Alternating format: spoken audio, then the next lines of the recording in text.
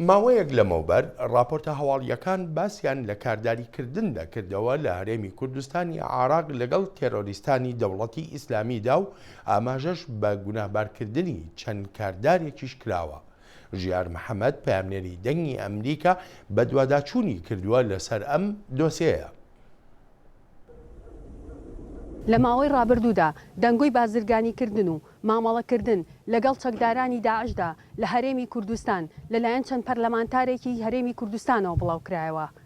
بۆ ئەم مەبەستە سەرۆکایەتی هەرێمی کوردستان و حکوومەتی هەرێمی کوردستان و خودی پەرلەمانی کوردستان لیژنەی پێکهێنا بۆ بەدواداچوون لەسەر ڕاستی دروستی ئەم بابەتە.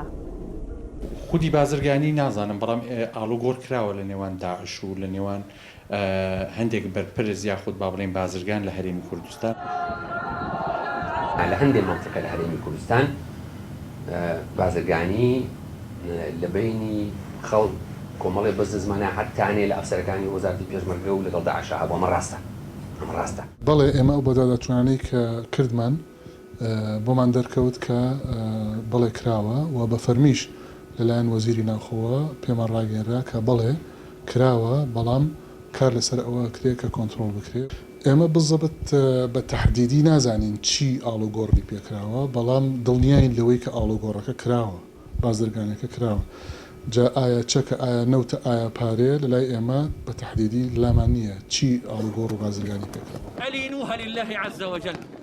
بازرگانەکان بە نەوتی خاو کراوە واتە نەوت بە تەنکەر لێرە چۆ بۆ داعشوە لە داعش هاتووە بۆ هەرێمی کوردستان گوایە ئەوان پێویستیان پێ بووە و هەندێک زار سوتەمەنی چووە بۆوێ و هەندێک زاریش نەفتی خام هاتووە. خۆتان ئەزان لە کوردستان زیاتر لە 100 پاڵاوگەی نایاسایی هەیە. ئەم پاڵاوگانە ئەم نەوتە خاوە دەکردنەوە و خۆیان تەست پێ دەکرد.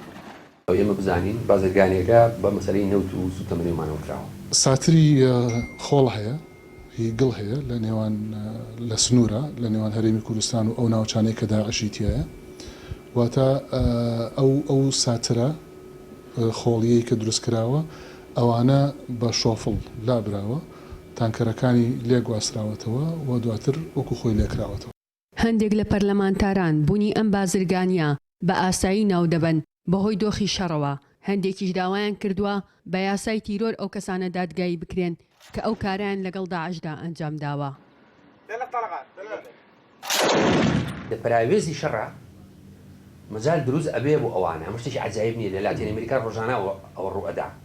بەزەمە بۆچی بکرێت بە تەوقێک و بەسەر کوردا بیرێ بەس کورد ئەمەی بەس لە کوردستان ڕوویابێ یا ئەمە بڵێن ئەمە ئوسلوبی سیاسەتکردنی کورد بێت. ئێمە داوامان کرد کە بە مادەی 4 تیرۆر محکەمە بکرێن لەبەرەوەی کەمە بازرگانێکی ئاسایی نییە قاچاقچێتێکی ئاسایی نییە. بە دوواداچوونی زیاتر لەسەر ئەم بابەتە لە راپۆرتەکانی داهاتوودا دەبینن. ژیار محەممەد دەنگی ئەمریکا.